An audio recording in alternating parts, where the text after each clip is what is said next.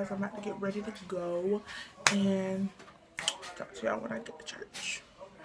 Oh yeah, and I got some new lashes. They're called mink lashes. I got it from my local. Oh snap, you guys! I didn't even blend my stuff out in the front. How did I forget that? Oh Lord.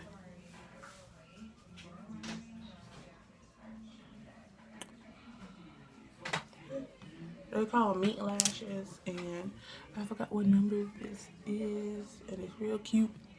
I like it. It applies better. Like this kind of, well, it ain't high, but it was $3.99, and usually the ones I get are like $1. So I took my chances with something new, but everybody been saying it's good, so I tried it. But I'll see y'all at church. Come on, delete these. Oh, you already taking it? I need to find the win. Girl, just throw it and then hurry up and take it. Woo!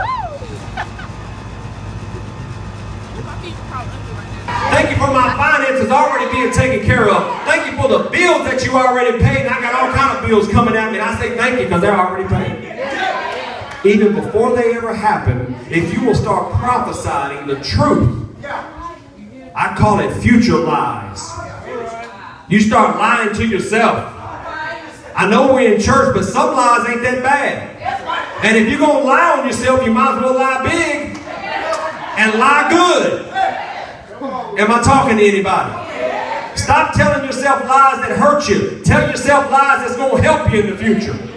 It ain't happened yet, but it's going to happen. And if you'll start believing that, things will begin to slowly start to change in your mind. Because what you plant in your mind today will become your future tomorrow. Right now, you are working on your future. Whether you know it or not, you are planting seeds of destiny right now in your life. Story of what's in your hand. Not what's in my hand. What's in your hand? The Bible says when Jesus went to the cross, his men had scattered. It wasn't really popular to be a disciple at that time. And they was gone. They was running and hiding in rooms, and like little kindergarten girls, they was, what we going to do now? I don't know. Jesus is dead. I thought he was, that's our, yeah, he gone now. Now what you going to do now? You know what Peter said? He said, I don't know what you going to do, but I'm going back fishing. Because I know how to fish. I know about some brim and some catfish and some crappie. Come on, somebody, some largemouth and smallmouth. I know how to fish. That's what I'm good at, by the way. So I'm going back to what I'm good at. And guess what Matthew and Luke said? We going with you. You see, when God puts you in a position of leadership, people will begin to follow you, even if they're out of their own comfort zone. See, I understand why Peter went back fishing, because he was a fisherman. The song really meant until I read this scripture. What in the world is a lamp on your feet?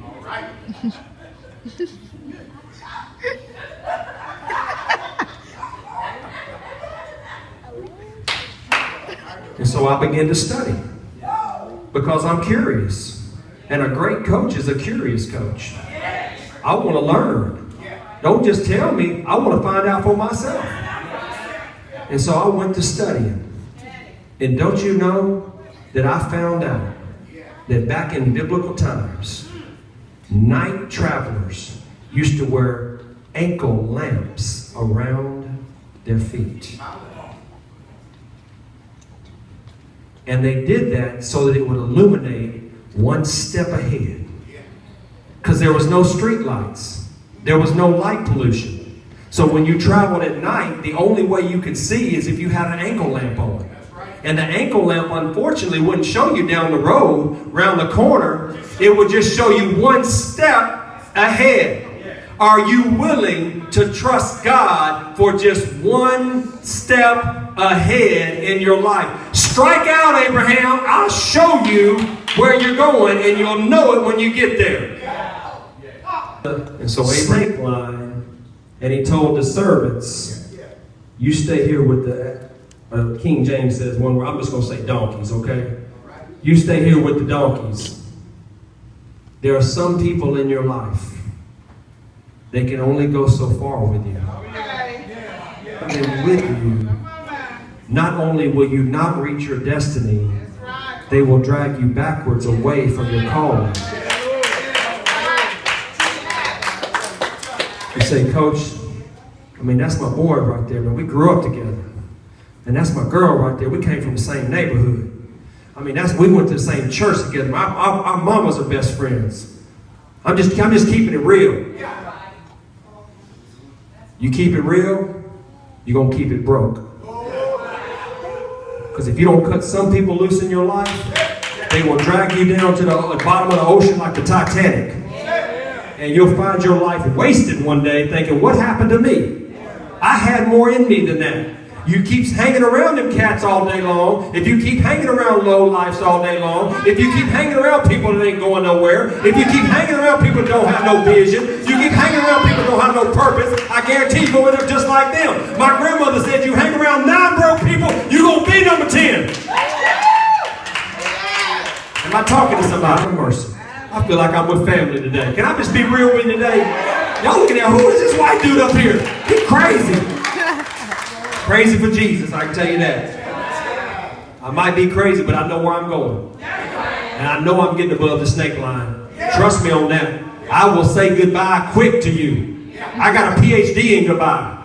Let me find out you ain't with me. Let me find out you ain't going the same direction I'm going. Let me find out that you ain't got no vision in your life and no purpose in your life. I don't have time for that. I'm going to love you. I'm going to pray for you. But I got to get above that snake line because I'm going somewhere. I'm trying to do something with my life. You got to take action. And you got to grab that thing by the tail. Abraham marched up that mountain.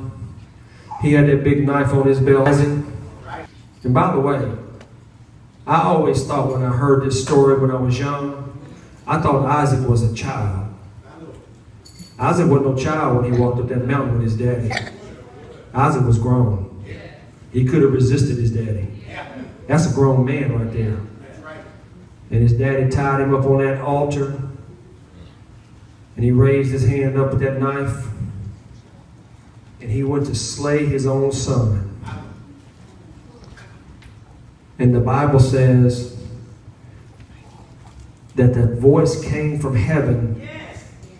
Abraham, Abraham, stay your hand. And right before he was about to plunge that knife into his son's chest, he heard a word from God.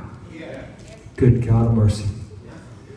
Had he been operating in the last word he heard from God, he would not only have killed his own son, he would have killed his future. But because he was trained to take action, because he was trained to hear God's voice in times of great pressure and great stress, he was able to hear God in that moment and be able to stop his hand and be able to nurture his future. You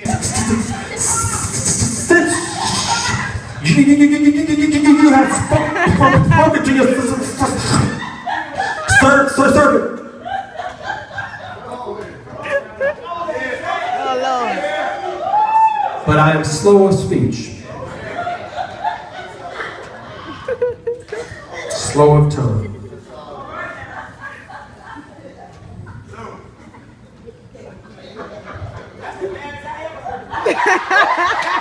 Moses was better than that. He did it worse than that. I did him a favor right there. You don't know that. I did him a favor.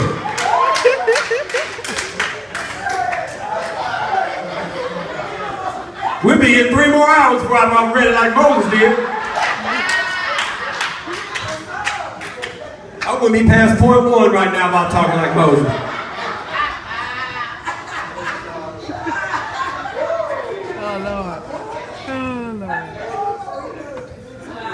God can use